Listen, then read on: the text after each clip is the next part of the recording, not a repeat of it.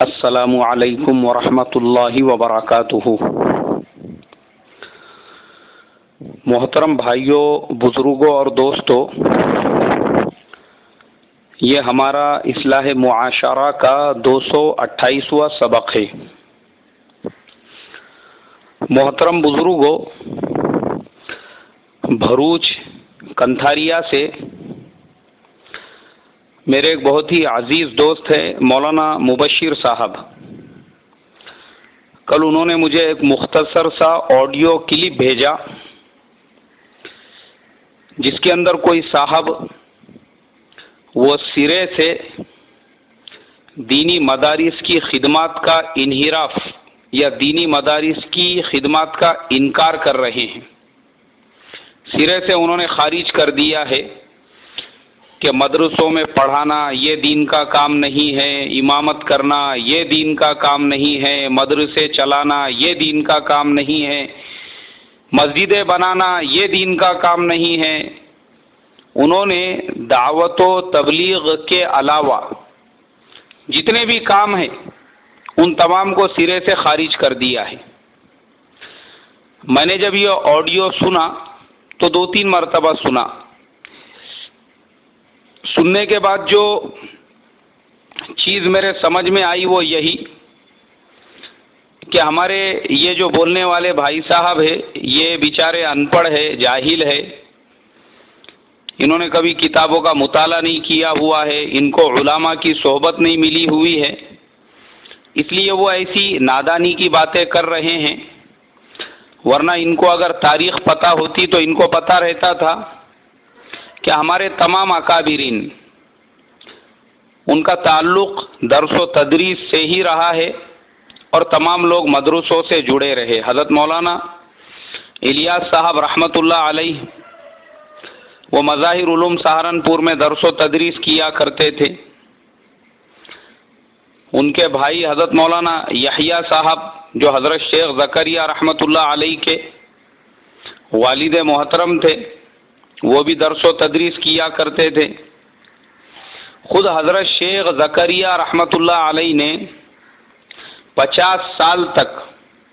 بخاری شریف کا درس دیا ہے مدرسے کے اندر تنخواہ لیتے ہوئے، اور ان کے علاوہ تمام اکابرین ہمارے وہ اسی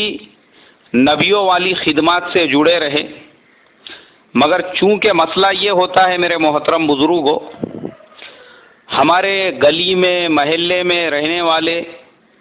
بغیر ڈگری کے جو مفتی ہوتے ہیں یہ بغیر کتابوں کے ہی اپنے آپ کو مفتی، علامہ، بزرگ، اکابر، صاحب نسبت سمجھنے لگ جاتے ہیں۔ ہوتا یہ ہے کہ ان کے دل کے اندر ایک حسد اور ایک جلن پیدا ہوتی ہے علماء سے، چونکہ یہ علماء کی برابری نہیں کر سکتے، علماء کے جیسے حوالے نہیں دے سکتے، علماء کے جیسی تفسیر نہیں بیان کر سکتے، علماء کے جیسی خدمات انجام نہیں دے سکتے، جمعہ میں خطبہ نہیں دے سکتے، جمعہ میں عالم کے جیسا خطاب نہیں کر سکتے، تو اب اس کی بھڑاس نکالنا ہے، تو وہ بھڑاس کیسے نکالی جائے؟ تو اس کے لیے یہ طریقہ اختیار کیا جائے کہ سرے سے مدرسوں کو ہی خارج کر دو، علماء کو ہی خارج کر دو، اور ان کی خدمات کو دین کی خدمات سے نکال کے امت کے ذہن کو خراب کرو۔ حالانکہ ان کو بیچاروں کو پتہ ہی نہیں ہے کہ جو جگہ پہ مرکز نظام الدین کی بنیاد ہے وہ خود بھی ایک مدرسہ ہے، وہاں پہ پہلے دعوت و تبلیغ کی نہیں میرے بھائی، پہلے مدرسے کی بنیاد ڈالی گئی۔ حضرت مولانا الیاس صاحب رحمۃ اللہ علیہ کے بڑے بھائی جو تھے مولانا محمد صاحب، انہوں نے کاشف العلوم کی وہاں پہ بنیاد ڈالی، اور وہ بنیاد ڈالنے کے بعد پھر مولانا الیاس صاحب رحمۃ اللہ علیہ سہارنپور سے دلی پہنچے، اور آج بھی وہ مدرسہ ہی ہے۔ آج بھی اگر آپ وہاں پہ اپنی طرف سے کوئی چندہ دینا چاہتے ہیں، اپنی طرف سے کچھ امداد کرنا چاہتے ہیں، آپ کو جو ریسیٹ ملے گی یا جو رسید ملے گی وہ کاشف العلوم کے نام سے ہی ملتی ہے، وہ مرکز نظام الدین کے نام سے نہیں ملیں گی آپ کو۔ اس کے علاوہ مجھے لگتا ہمارے یہ جاہل مفتی صاحب بغیر ڈگری کے اپنے گلی میں اور محلے میں بنے ہوئے، یہ کبھی مرکز نظام الدین گئے نہیں، اس لیے انہوں نے کبھی وہاں کے مدرسے کی عمارت کو دیکھا نہیں، یا کبھی گئے بھی ہوں گے تو مسجد کے علاوہ کا مرکز ان کو پتہ نہیں ہوگا، ان کو خالی مطبخ پتہ ہوگا جہاں پہ جا کے 2 ٹائم کھینچنا ہے، اور مسجد پتہ ہوں گی جہاں پہ نماز پڑھنا ہے اور بیان کی مجلس میں بیٹھنا ہے۔ اب میں ان کو بتا دوں، آئندہ کبھی مرکز جانا ہو تو ذرا اوپر کے حصے میں بھی جا کر دیکھیں کہ اوپر پورے مدرسے کی کلاسیں لگی ہوئی ہیں، درس گاہیں ہیں جہاں پہ فارسی اول سے لے کے دورہ حدیث تک کی تعلیم ہوتی ہے۔ ہمارے یہ تمام اکابرین، حضرت مولانا ابراہیم صاحب دیولا دامت برکاتہم، حضرت مولانا یعقوب صاحب دامت برکاتہم، حضرت مولانا سعد صاحب دامت برکاتہم، حضرت مولانا زہیر صاحب دامت برکاتہم، یہ جتنے بھی لوگ ہیں یہ تمام لوگ وہاں کے معلمین ہیں۔ جیسے ہمارے مدرسوں کے اندر باضابطہ ہم لوگ اپنے نصاب کا پورا چارٹ بناتے ہیں، خود میں نے میری آنکھوں سے کاشف العلوم کا ویسے چارٹ دیکھا ہوا ہوں، کون سی کتاب کون سے استاد پڑھاتے ہیں۔ یہ تمام ہمارے اکابرین جو ہے ان کے اوپر وہ کتابیں تقسیم ہیں۔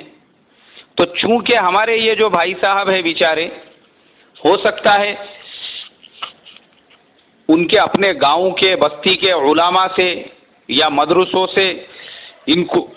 بہت زیادہ زک اور ٹھیس پہنچی ہے، اس کی بھڑاس یہ اپنے بیان کے اندر نکال رہے ہیں، ورنہ تو اوریجنل کام ہمارا یہی ہے۔ اور انہوں نے مولانا سعد صاحب کی طرف جس بات کو منسوب کر کے کہا ہے،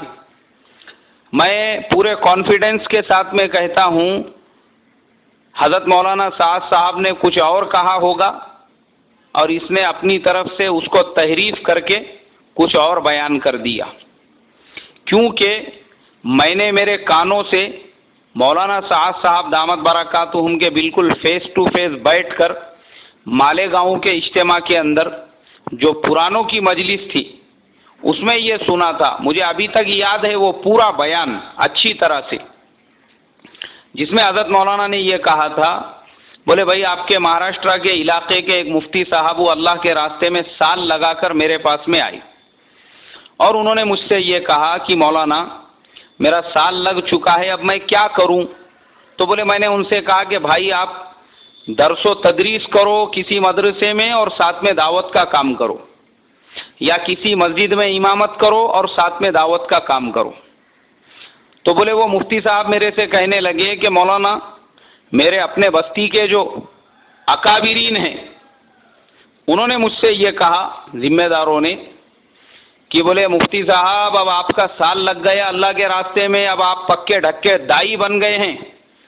اب آپ بازار میں ایک آدھی دکان ڈالو اور 100% دعوت کا کام کرو۔ بولے میں نے ان سے جب یہ کہا کہ نہیں نہیں بھائی میں کسی مسجد میں امامت کرتے ہوئے دعوت کا کام کرنا چاہتا ہوں، یا میں کسی مدرسے میں درس و تدریس کے ساتھ دعوت کا کام کرنا چاہتا ہوں، تو ان ذمہ داروں نے مجھ سے یہ کہا، ارے بابا مفتی صاحب یہ مدرسہ اپنا کام نہیں ہے، یہ امامت کرنا یہ مدرسے میں پڑھانا یہ اپنا کام نہیں ہے، اپنا کام تو دعوت کا کام ہی ہے۔ اب میرے محترم بزرگوں، اس کے بعد مولانا سعد صاحب نے جو کہا تھا وہ آپ لوگ دھیان سے سنو، وہ میں نے اچھی طرح سے سنا تھا۔ مولانا نے کہا، ارے بولے کس نے یہ کہا کہ مدرسے میں پڑھانا ہمارا کام نہیں ہے اور مسجد میں امامت کرنا ہمارا کام نہیں ہے؟ ہمارا اصلی اور اوریجنل کام تو یہی ہے۔ اور پھر بولے میں نے وہ مفتی صاحب سے کہا بالکل یہ مت کرنا، بازار میں دکان ڈال کے جو ہے دعوت کا کام کرنے والا کام، درس و تدریس کرو اور اس کے ساتھ میں دعوت کا کام کرو۔ محترم بزرگوں، یہ ہے ہمارے بڑے اور یہ ہے ہمارے بزرگ،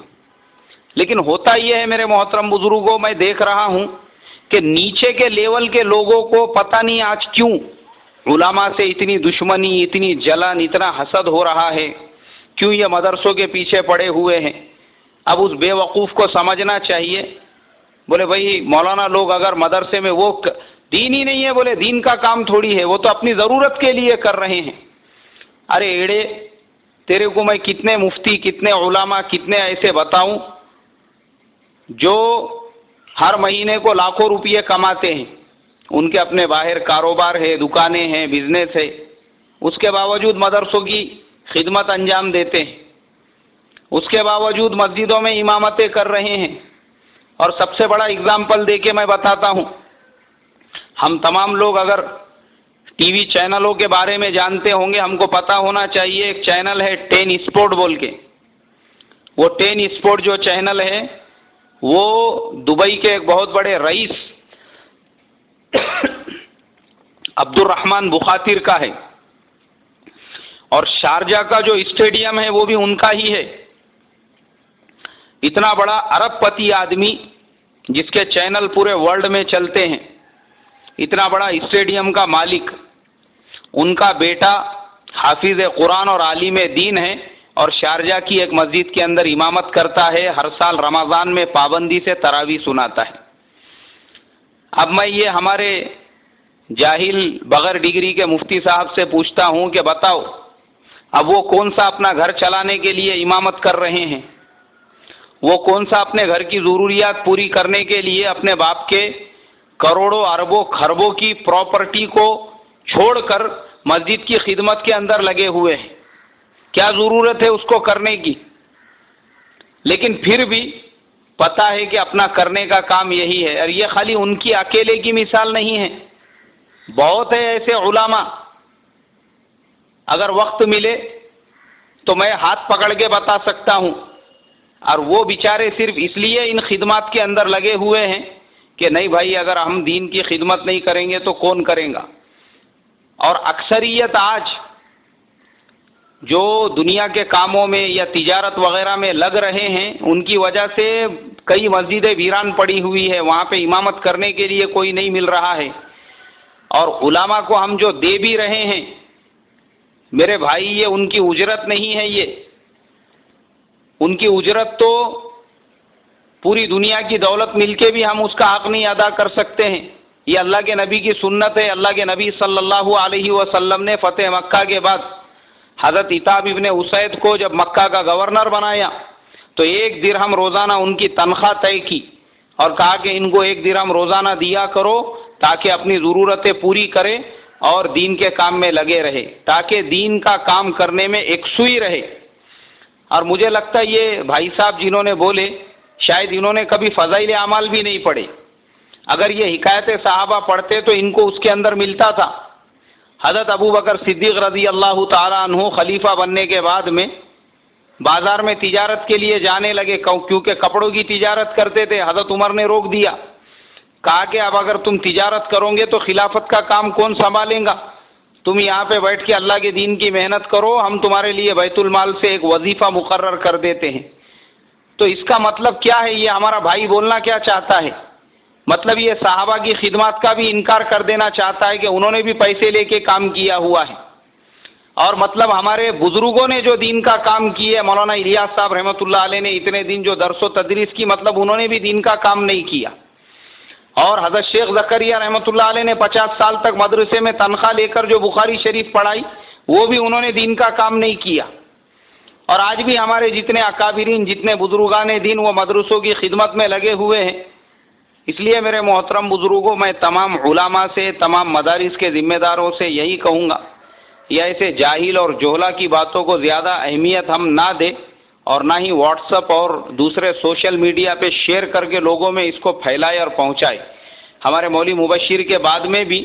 مجھے کئی لوگوں نے بھیجے، اور ایک ہمارا علماء دیوبند کا گروپ ہے، اس کے اندر باضابطہ لڑائی جھگڑے شروع ہو گئے۔ اس کی وجہ سے مجھے باضابطہ اس ٹاپک کو لے کر اس پہ یہ چند کلمات کہنے پڑے۔ بولنے والوں کو بولنے دو، اللہ کا شکر ہم ادا کریں، اللہ تبارک و تعالیٰ نے ہم کو نبیوں والی محنت اور نبیوں والے کام کے لیے قبول کیا، اور درس و تدریس کی خدمت سے ہم کو لگایا۔ ہم کو یہ نہیں دیکھنا ہے یہ گلی محلے کے لیول کے بغیر ڈگری کے جاہل مفتی کیا بولتے ہیں۔ ہمارے لیے ہمارے بڑے، ہمارے اکابر، ہمارے بزرگ جو ہے اوپر کے، وہ تو یہی کہتے ہیں، اور وہ خود بھی پریکٹیکل جب اس کام میں لگے ہوئے ہیں، تو ایسے نیچے کے لوگوں کی باتوں کو ہم توجہ کا ذریعہ نہ بنائیں۔ اللہ مجھے آپ کو عمل کی توفیق عطا فرمائے۔ السلام علیکم ورحمۃ اللہ وبرکاتہ۔